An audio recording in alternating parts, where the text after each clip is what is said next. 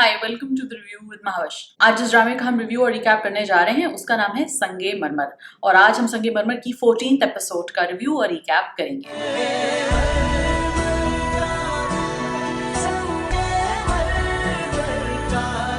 Ji, lot of things happening in the drama. We are seeing that the plot is moving really forward और बहुत कुछ हो रहा है।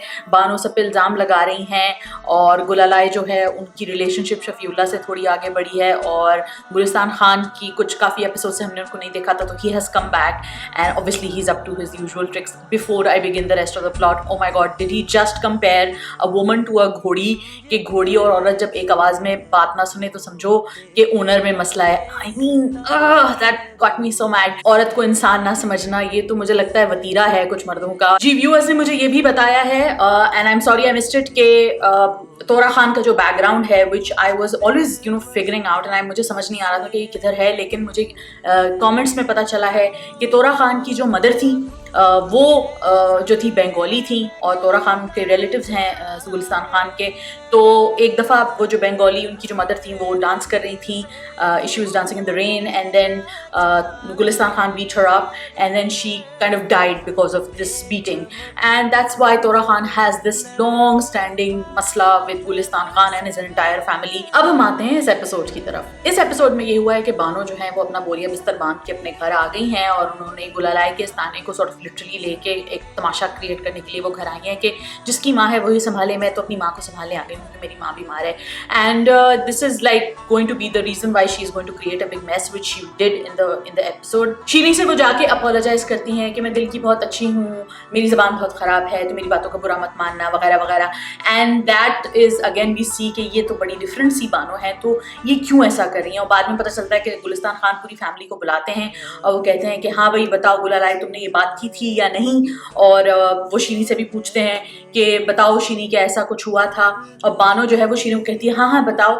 तो बेसिकली बानो ने शीनी को अपने साइड पर करने के लिए उससे थोड़ी सी काइंडनेस दिखाई थी, तो शीनी आगे से जवाब देती है मैं तो फैसले में आई हूँ, मेरी गवाही की तो कोई वक़्त नहीं है। और उनका मुझे लगता है कि स्टैंडर्ड डायलॉग बन गया, वो हर चीज़ के जवाब में यही बात करती है मैं तो फैसले में आई हूँ। अगर आप उनसे पूछेंगे भी कि दाल खाओगी या चावल, तो वो ये कहेंगी मैं तो फैसले में आई हूँ। रोटी खाओगी सालन, मैं तो फैसले में आई हूँ। लाल रंग पसंद है या हरा रंग पसंद है, मैं तो फैसले में आई हूँ। तो ये आई थिंक उनका पेट डायलॉग बन चुका है जो कि काफ़ी फनी होता जा रहा है। फिर मानो ये सबके सामने बम फोड़ती हैं कि जी मैंने तो अपने दिल में ये राज दफन किया हुआ है कि गुलालाई तोरा को पसंद करती है, and everyone's like what is wrong with this person. And जो बानो की माँ है उनको भी पता है कि ये सब झूठ है, शफीउल्लाह को पता है ये झूठ है, लेकिन उसको कोई कॉल आउट उस तरह नहीं करता। गुलिस्तान खान थोड़ा सा उसके साथ सख्ती से बर्ताव करते हैं, लेकिन उस तरह जितने बुरे तरीके से वो अपनी बीवी को ट्रीट करते हैं, जितने बुरे तरीके से वो चाहते हैं कि उनका बेटा अपनी बीवियों को ट्रीट करे, वो अपनी बेटी को उस तरह ट्रीट नहीं करते। So what is up with that. And you know Sania Saeed की एक्टिंग ऑल्दो काफ़ी स्ट्रेसफुल सिचुएशन है, बट सानिया सईद की एक्टिंग बहुत अच्छी है, बहुत हिलेरियस है। उनके जो छोटे छोटे जुमले हैं कि अगर झगड़ा करके नहीं आई हूँ तो मतलब है सबका झगड़ा करवाने आई हूँ, and that is just so hilarious, so spot on. And मुझे उनकी एक्टिंग वैसे ही बहुत पसंद है। तो वो जो सीरियस एक्टिंग करती हैं, वो जो फनी एक्टिंग भी करती हैं, वो भी दोनों बहुत अमेजिंग है। एक छोटा सा साइड प्लॉट ये चल रहा है कि सैफ रहमान की जो बीवी है वो चाहती है कि दुरखाने की शादी उनकी किसी खानदान की किसी मर्द से हो जाए। समझ नहीं आ रहा कि इसका एक्चुअल रेलेवेंस क्या है रेस्ट ऑफ द प्लॉट से, और इसमें उनकी बीवी सैफ रहमान की बीवी का एंड गेम क्या है, और वो क्यों चाहती है कि वो इसमें ऐसा हो जाए, इससे उनका क्या फ़ायदा है, क्योंकि वो ऐसे इंसान है कि वो हर चीज़ में अपना फ़ायदा ही देखती हैं, बगैर फ़ायदे के कोई काम नहीं करेंगी ज़िंदगी में।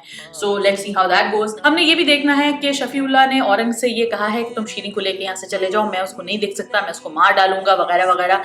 तो हमने ये भी देखना है कि क्या वाकई औरंग उसको लेके जाता है, एंड क्या वो स्टोरी इस तरह डेवलप होगी। अगले एपिसोड के प्रोमो में हमने देखा है कि काफ़ी गड़बड़ हो रही है। तोरा खान सॉर्ट ऑफ हाथ उठाता है बानो के ऊपर, और शफीउल्लाह भी हाथ उठाता है शीनी के ऊपर, and this is really sad to see। and अगर हमें ह्यूमनाइज करना है डोमेस्टिक वायलेंस को, या कहना है कि देखिए इन कंडीशंस में डोमेस्टिक वायलेंस ओके है, तो that would be very very disappointing, because domestic violence is not okay in any case. औरतों पे हाथ उठाना बिल्कुल भी ठीक नहीं है, और किसी भी सिचुएशन में ठीक नहीं है। और इस चीज़ को आई होप क्योंकि I am still such a big fan of this play, तो मैं चाहती हूँ कि, या मेरा दिल में ये ख्वाहिश है कि आगे जाके इस प्ले को इस डायरेक्शन में ना लेके जाया जाए। बट फिलहाल तो डायरेक्शन अच्छी है स्टोरी की, तो मुझे उम्मीद तो नहीं है कि ऐसा कुछ होगा, लेकिन अगर होगा तो बहुत डिसअपॉइंटिंग होगी ये बात। Thank you for watching this review, thank you for watching all the reviews and giving me great feedback about the reviews and about the play. अपना बहुत बहुत ख्याल रखिए। यूट्यूब पे सब्सक्राइब कीजिए हमारे चैनल को द रिव्यू विद महावश को, और लाइक कीजिए हमारा Facebook page the review with Mahvash, और आप फॉलो कर सकते हैं हमें ट्विटर पे द रिव्यू विद महावश के नाम से ये पेज है। Take care of yourself, have a nice day, bye.